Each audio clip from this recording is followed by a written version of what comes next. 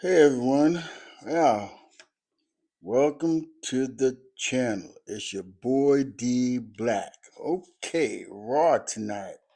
Woo, it got very personal, and Paul Heyman, he took one for the team.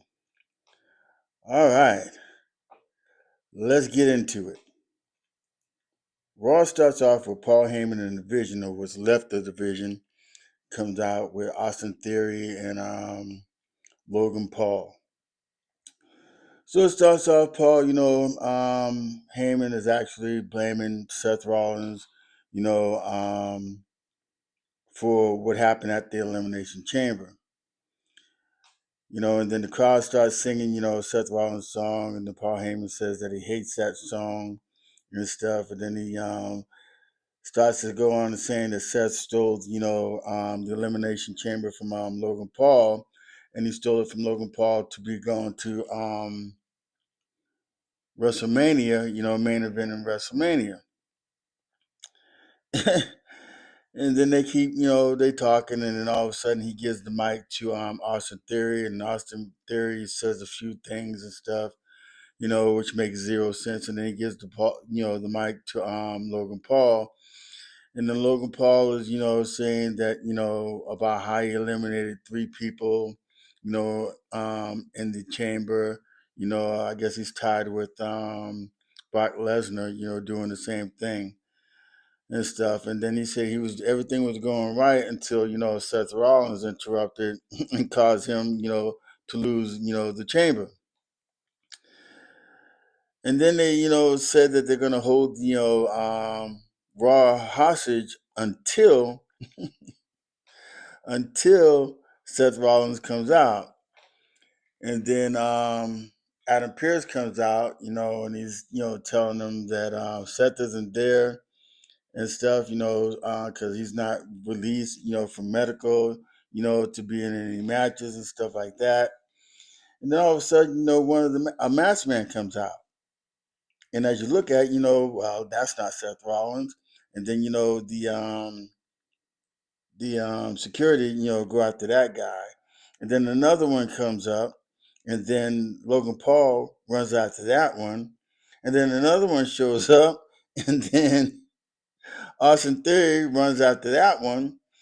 So in all, we have three of the masked men out there, and then all of a sudden, here comes another masked man up on the back of the rope as Paul Heyman is looking at the third masked man and stuff, and his back is to the fourth masked man, which is Seth Rollins. And Seth Rollins has a chair with him, and he comes in and he nails Paul Heyman, and then Paul Heyman's laying there, and then Seth Rollins stomps him, gives him the curve stomp, and he puts, Paul Heyman down and stuff. And as they come and get Paul Heyman, he's all bloodied in the face and everything, and I busted his nose open and stuff. And then as they going backstage, backstage, Paul Heyman is being, taken to the ambulance, and then Austin Theory and Logan Paul, they come up, asking is he okay and stuff like that. And then Logan Paul saying that he's gonna go get the car, and then Austin Theory sees a black SUV pull up, and he goes to go to the SUV, and out jumps Jimmy Uso, and Jimmy Uso starts attacking and beating down Austin Theory and stuff. And then as he beats him up, then in the driver's seat of the ambulance is L.A. Knight. And they have Paul Heyman in the back of the ambulance, and then and then L.A. Knight drives off with Paul Heyman, you know, um, in the ambulance. I mean, this is raw, but anyway, that was okay. And then we get the match with Dragon Lee and Gunther. But before the match, Dragon Lee attacks Gunther, and he's all over Gunther. He's just beating Gunther left and right and stuff. And then they get the match together, the bell rings, and then they have the match and stuff. And this match was actually pretty good because Dragon Lee really did his thing in this match. He was giving Gunther a lot of HE double hockey sticks in this match. But then again, Gunther, will actually get, his power up and stuff. And then, he ends up putting Dragon Lee to sleep. And Dragon Lee, loses, and Gunther wins the match. Then we get a little segment with Oscar and Kyrie. Oscar's blaming Kyrie, for her losing, the chamber, but Kyrie had nothing to do with that. She couldn't even interfere to get anything done, in the match and stuff. And then AJ Lee comes out and she asks Kyrie, if she needs any help. And if she does, just, blink twice. And then Oscar calls, Kyrie and, back. And then AJ Lee, she goes out to the ring for a little promo and everything. And I'm here to tell you, AJ Lee cannot cut any promos. She is so dry on the mic. It's just crazy. And I don't understand how they do it. I mean, to be a champion, you got to be able to talk on the mic. And she is not a good. She can't cut a good promo and stuff, and she is very rusty in the ring. So I just want to see how this is going to work. But then, she is saying, you know, she's not sure how she got there, but getting there, and her beating Becky Lynch and stuff, and then taking the IC title from her, and now she's saying that that's behind her as far as Becky Lynch is concerned, and that she's going to become a fighting champion, and for all the ladies to take heed and stuff, and then she tells all the ladies in the back, if they want a shot at the at her title and stuff, that they need to come out and bring the heat and stuff, because she's gonna bring it for them, so if anybody back there has got it, come out and try to get it from them and stuff. Now, I don't know, AJ Lee, you need to be careful of what you're saying, because there's a lot of women back there that I know can dust her off and stuff. And then you get Penta and El Grande Americano, and it's the original. Um, they're talking and everything, and I guess they're trying, saying that that they want to get rid of. Well, actually, El Grande wants to actually, the original El Grande wants to get the other El Grande Americano, which is pretty stupid to me and stuff. But he ends up getting in the ring and having the match, the original El Grande Americano against Rayo Americano and stuff. And so, that match goes on and stuff. You get a little interference by the other El Grande Americano, which is Lucha Kaiser and stuff. And the original Americana, is oh man, my brain, I can't think right now. But it'll come to me. But anyway, the match goes on and stuff, and then the original El Grande Americano gives a German suplex to Rayo and wins the match.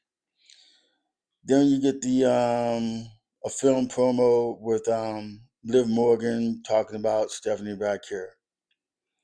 And then you get backstage with Liv and Raquel, and Raquel, talking about, stuff. And then Liv is like telling Raquel, you know, since AJ Lee is putting out an open challenge, to everybody, that that Raquel should go after, AJ Lee's, IC title. And Raquel says, hey, that could be a good thing.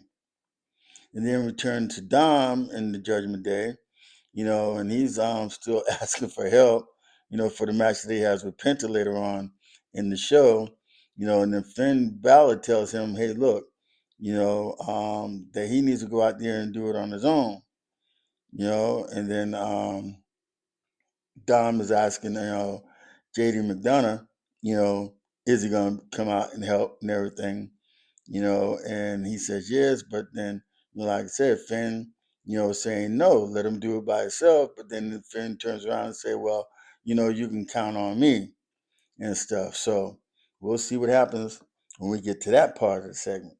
And then Rusev comes out and said that he's tired of hearing about Obafemi, you know, and that he wants to fight Oba and, and stuff. And all of a sudden, Obafemi's music starts, He comes out, Over tells Rusev that he talks too much, and if he wants to do something, come in the ring and make something happen. Then Rusev gets in the ring, and then they brawl. Obafemi kind of destroys Rusev, and Rusev leaves the ring. And it sets up for them to have a match next week. Then you got Lyra Valkyria and Bailey, talking. And Lyra's telling Bailey basically the same thing, is that, since AJ Lee is putting up the title, an open title, that she should be the one, take take a shot at the title. And we leave it at that. And then we have the match with Jimmy Uso against Austin Theory. The match was okay. It was going, a little bit back and forth. Jimmy was doing his thing. And then all of a sudden, Logan Paul comes down and stuff. And then Jimmy handled that situation and stuff. And then he went to go back. He started beating up on Austin Theory. Then Logan Paul jumps on Jimmy Uso. Then it becomes a disqualification and stuff. And then all of a sudden, Jey Uso shows up, and he has both the crutches in his hand, and he gives one to his brother Jimmy, and they just nail and beat the crap out of Logan Paul and Austin Theory and stuff. So I guess that's going to lead up to a match probably next week, or if they keep it going, maybe it could be something they get going into the WrestleMania. As far as, tag team champions now. So I guess that's who's going to be going after those tag titles, that they have. It'll probably be Austin Theory and Logan Paul against Jimmy and Jey Uso. So we'll see how that works out. And then this guy, Danhausen, I don't understand it. Don't understand him and stuff. I don't think this is going to work and everything. He's with the Judgment Day. And then, Dom starts talking smack. Then Danhausen tells Dom that he's cursed tonight as far as that match is concerned and stuff. So, everybody knows that Dom was soon to lose the title anyway. He hasn't even defended the title. It's been like November last year, I think that's when he won it. And we're now in March, and this is his maybe first or second time that he's, actually put the title on the line. So I'm glad that he doesn't, have it anymore and stuff. Then we get Rhea Ripley, backstage and stuff. Her and with Kyrie, and Kathy Kelly is asking her, how did she feel about, winning winning the Elimination Chamber and then going after Jade Cargill and stuff. So she says, that's fine. She's going to do her thing.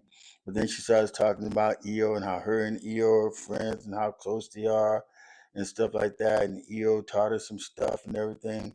But then EO says, hey, look, she's going to take care of things there at Raw, and for Rhea to go to SmackDown, do her thing at WrestleMania, win the title against Jade and stuff, and, be happy. And, so... And then we get the match with Penta and Mysterio. The match was okay. It was pretty much back and forth and stuff. At one time in the match, Dom, tells JD McDonough to go get the hammer from the ring announcer's, side table. And he goes and gets it, and then Finn stops him and he tells him, hey, look, let Dom do it by himself, and stuff. He's capable of doing without any interference and stuff. And that's why they're talking. Then Penta, he jumps high over the top rope onto both of them and stuff. And then he lays them out. Then he gets back into the ring and stuff. And then him and Dom go at it, for a little while and stuff. And then he hits the Mexican destroyer on him, on Dom. And he gets the 1, 2, 3. And Penta now is the Intercontinental Champion. And then we get the very personal, it was very personal with Roman Reigns and CM Punk. You know, and Roman Reigns comes out. He tells the people in Indianapolis to acknowledge him. And as he was getting ready to start talking, CM Punk comes out. And CM Punk, gets in the ring and he asks Roman why he's looking at him the way that he's looking at him. And he says that he thinks Roman is in his feelings, and that he has a big ego and stuff. And then he says he's going to give Roman what he wants. So then he acknowledges Roman and stuff. And then they start talking about a tweet. I guess Roman tweeted and said something about CM Punk, and CM Punk basically says that he doesn't care about what anybody, tells him or says to him or anything like that or tweets about him and stuff like that, you know. So, and then he says, that Roman was, pretty accurate on some of what he said and everything. And he says that, that he was tired, and that he has bags up under his eyes, because he's been for the last 7 weeks, since he's been champion, that he was carrying Roman's BS all the way to WrestleMania, because Roman's not there. And then CM Punk saying that he is a fighting champion and stuff like that. So that's basically more of what he was trying to say, you know. And then CM Punk, is telling Roman that that they have history in Indianapolis and stuff like that. And then he said this is where that he brought the Shield in, and apparently saying that he brought Roman Reigns into the dance, and the Roman Reigns corrects him, and it says you brought the other two, but you didn't bring me. And then CM Punk, goes and says that that there's probably a difference, in their opinion of what they remember and stuff like that. And then he said, maybe he didn't, pick Roman, and stuff. And then now, he's looking at, the main event in Las Vegas, and he asked the people in Indianapolis, that saying that, because of who he is and how he is, that CM Punk said that, basically, has already won, you know. And he said the last time that they was in the ring, Roman Reigns said that he hated him. And he did, because that promo that they did, last Monday was top notch. And I think they tried to go in it this way, but this one was just a little bit more, personal and stuff, And then he said that Roman Reigns was like acting, emotional like a lady, and that his head is empty as it can be, and that he can get up under Roman's skin and tough. And then said that Roman was translucent, and that he can see right through him. And Roman tells him, he's right, because he does hate him and stuff, And so they go back and forth, and back and forth. And then Roman goes to say that, that we, meaning the WWE, brought CM Punk back,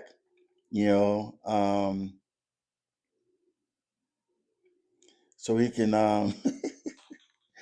he said that he wouldn't exist, CM Punk wouldn't exist, and not, and he's not ready, for him, I guess, basically. And then says that CM Punk,